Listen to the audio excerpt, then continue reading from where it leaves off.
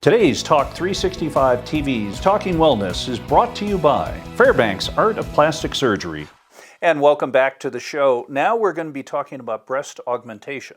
All the top breast procedures, because this includes breast reduction. They can do things with fat grafting. There is man breast surgery. There's all kinds of things. And Dr. Grant A. Fairbanks from Fairbanks Art of Plastic Surgery for a limited time is offering $500 off on this procedure. So now's the time. Do you want some man boob strip? You know, all guys want to have big... Everyone wants to look like a Marvel action hero. We do. Right? I even do. But all joking aside, after living down in Vegas for 24 years, a lot of people who wanted to have breast augmentation would come up to Salt Lake. So it's kind of weird that you would think maybe breast augmentation in Vegas would be a big deal. I would assume. But yet they came up to Salt Lake. Well, Dr. Grant A. Fairbanks is not only an incredibly skilled plastic surgeon, but he is also an artist. And so when you're working with him, the consultation process is so unique. You get to have this conversation where he will basically take in account your measurements, your height, the way your body works. He draws it all out. So when you're talking about size, you're really like it is customized to you. And by the time you finish that consultation, you'll really know whether or not you want to get this procedure done. And he really helps answer all of your questions. But before we get there, here's Dr. Grant A. Fairbanks to tell you all about the top breast procedures he provides. Today's Talk 365 TV's Talking Wellness is brought to you by Fairbanks Art of Plastic Surgery with wellness team expert Dr. Grant A. Fairbanks. Hey everybody, welcome to our Talking Wellness series. I'm Holly Love, and today I am back with our wellness team expert Dr. Grant A. Fairbanks from Fairbanks Art of Plastic Surgery. Hi, Dr. Fairbanks. Good morning, Holly. How are you? I am doing so good, and I am so excited about today's topic. So we're going to dive right in because we are talking all about breast augmentation. So we are going to review all the options, who's a good candidate, all the things that you want to know before you go in and have a consultation about having this done. So let's start with candidates. Who is having this procedure done? It's typically a woman who is unhappy with the size of their breast. They feel somewhat self-conscious, wants to be able to fill out a swimming suit a little better or a blouse. Often it will also be the woman who's had children and has found that she's feeling deflated after breastfeeding and feels that she would like some more volume, and they just want to feel more feminine. And so breast augmentation or breast enhancement is within the top 3 procedures in cosmetic plastic surgery. It is very popular and it does make a lot of people happy. So beyond that, is there an age limit for who is able to get that done? Typically, I like to start at the age of 18 and older. I've even done breast augmentations on women in their 70s. But typically, those are people who've already had the breast augmentations and we're replacing them. I see.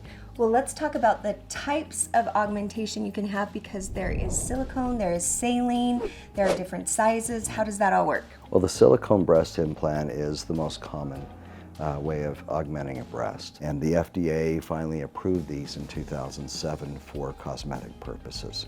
The new silicone implants are safer than they were, say, back in the 80s when the shells were very thin and the gel was actually more liquid. Those implants would rupture. Nowadays, the implants have a thicker shell and the gel is more cohesive. So these don't leak as much or as readily as the older implants. And the FDA recommends that after 3 years that the patients start doing MRIs every 2 years, because really that's the best way of determining the leakage. And it tends to be a favorite amongst patients. They feel that it feels a little more natural, and we've been using these for breast reconstruction all along, even during the moratorium that started in the 1990s.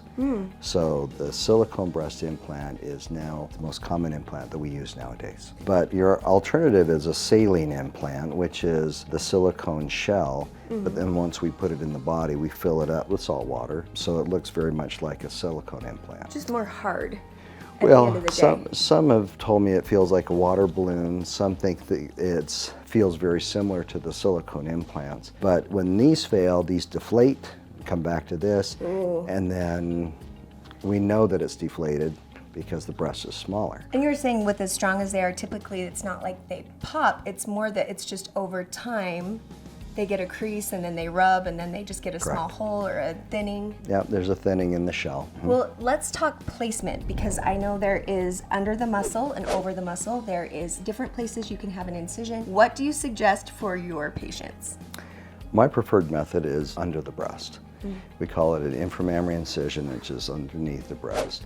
Through that incision, I can see better the anatomy. I feel that I have better control with bleeding and protection of the nerves that provide sensation to the breast. The thing is eventually the implant will have to be removed. Right. And so typically when it's replaced, it'll be removed through the inframammary and then it has to come out that way. And so might as well start with it from the beginning. And the scar too, you can hardly see it. It falls right under the fold. It's nothing to be concerned about. You would have to have a microscope basically to know that it was there. I haven't had any patients complain about them. Well, so beyond saline and silicone, what else do we have? Well, the other option, I think you're alluding to fat grafting. Fat grafting for breast augmentation is becoming more popular. It is a very good procedure, and it is the more natural way of doing your own breast augmentation. So what do?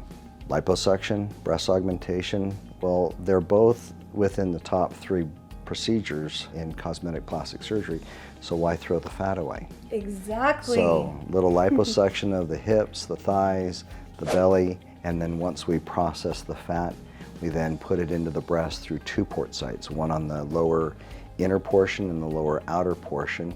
And so the incisions on the breast are very small nicks.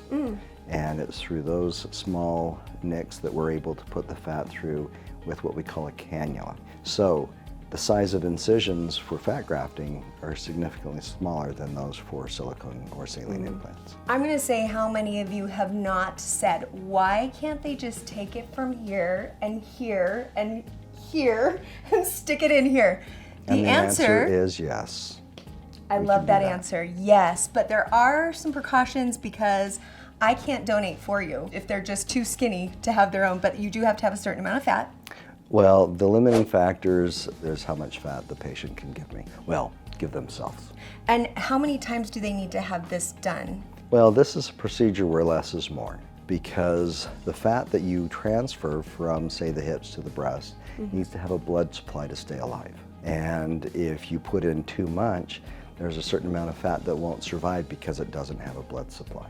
So typically the patient will have at least 2 and sometimes 3 procedures to finally finish up their ultimate goal. Well, let's talk size, because I think that is always a very big topic of concern for people who are wanting this. Like, what size should you be? How big? How little? Is there any kind of artistic measurement?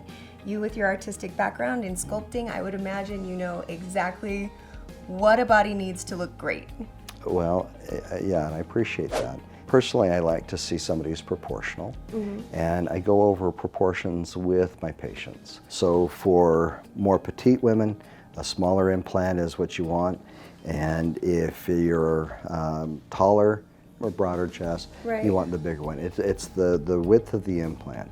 However, the size of breast is really individualized. Well, let's talk recovery, because I imagine recovery for a typical silicone or saline breast augmentation versus the fat grafting breast aug has a little bit of different downtime. So let's talk, what can people expect from the results? For the implant breast augmentations, it can be a little sore. Being placed under the muscle, it stretches the muscle, but you know, it's tolerated really well. And so I ask people not to do any heavy lifting or strenuous exercise for about 6 weeks. And I find that I get good results with my patients in doing that. With the fat grafting, it's pretty much the same. I ask them to be very careful with the breast, especially for the first couple of weeks, because that's the time when we're developing a nice blood supply to keep that fat alive. Well, now for those people out there who are interested in having this done, what's the next thing for them to do? Well, the easiest thing is to call us. You can find a telephone number on our website, fairbanksmd.com, and call and set up an appointment. Or you can go to their website, fairbanksmd.com, click on the button at the top that says Request a Consult, fill out that form, and a patient coordinator will get a hold of you straight away to set up your appointment's date and time. And the consultation process, as I mentioned before with this guy, is absolutely phenomenal.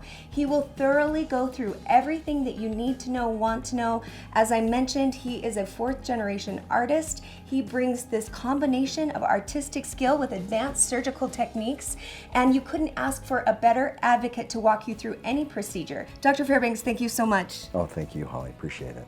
All right, everybody, don't go anywhere. We'll be right back on Talk 365 TV right after this.